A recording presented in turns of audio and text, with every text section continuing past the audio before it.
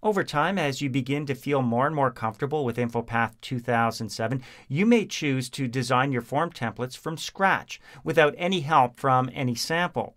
That'll mean adding your own sections and parts to the form, knowing how to add controls and connect to data sources, create table sections that can be expandable, for example. These are all things that we're going to cover as we move through the lessons in this title. But right now, I want to show you how to get started creating your first form template from scratch.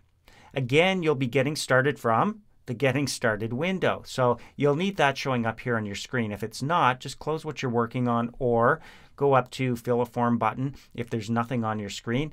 The Getting Started window will be displayed, and you'll probably see Customize a Sample with some samples that you can base your designs on. But if you want to start from scratch, you're going to go over here to Design a Form and click the Design a Form Template link. And when you do that, you're taken to the next window, which is the Design a Form Template window, where you do have some options. Now you can open an existing form that's on your computer, or maybe it's a form that's on a SharePoint site.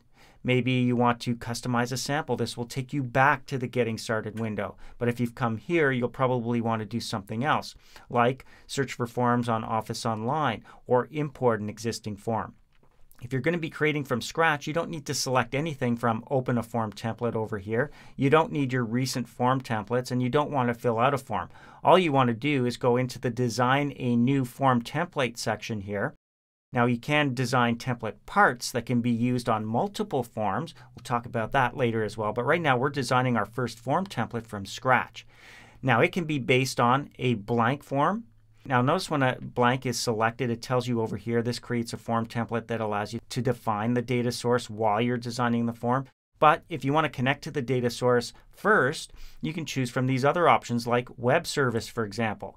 This will create a form template that queries and submits data to a web service that's already set up. So that has to be done ahead of time.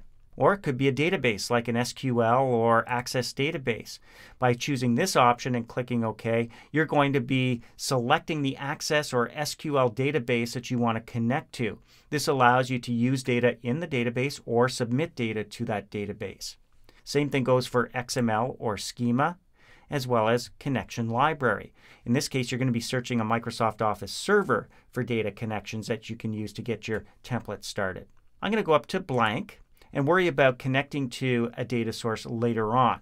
So by choosing blank and then clicking OK, I've got my first form. And you can see there's nothing here. It's blank. It's waiting for me to start adding things like layout, controls. If I want to connect to a data source, I can do that. I can also choose different views and publish my template. All of that can be done over here on the right-hand side using the Design Tasks task pane. So as we move through the upcoming lessons in this title, we're going to be working with layout and tables. We're going to be adding controls, connecting to data sources, checking out how you can create different views. We'll definitely use the design checker. When you're creating your own design from scratch, the design checker is a very handy tool. It just allows you to quickly go through the design of your form and pick out any issues or potential issues that could occur before you actually publish the form template.